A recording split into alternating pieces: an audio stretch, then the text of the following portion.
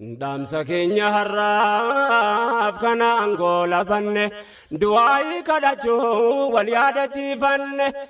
diini kana rabbiin fedha isaanuuf kenne barbaanne hin arganne horiin hin bitanne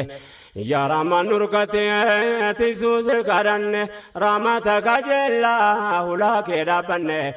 yoo nu tamrii keerraa dagamne daganne sababa keenya adiinin salphanne nurraa fuudhii waan nu dandeenye baaddanne akka taane beeytaa dhiibdee nu mudanne dhiibamne nu baafadhu jala arganne ergamaa jaala haala mala keenya rabbi nuuf qajeelche keessaa duuba keenyaatti nuuf bareechi faaya amantii islaamaa akhlaaqa nuuf tolche aafiyaa nu kennite khayrirra nu oolche salphinarraa boreete isii nuuf kolche kanaani aseeffachi nu sirka kajeellaa arganne ergamaa jaala yaa Allah sibiraa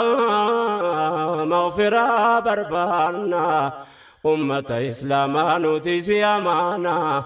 diini keetii waliin maaliifattu taana adlee dhadhee bonnee daddamne khiyaana yoo sunnaadhaaf ta'e gufuun imtihaana gahee nurraa fuudhee sumatu nuttaana yaa Rahmaan irhamnaa nu baafadhu jala arganne ergamaa jaala tokkichummaa kan kee amanne qabannaan ergamaa kee nabi Muhammad tamannan sallallahu alayhi wa sallam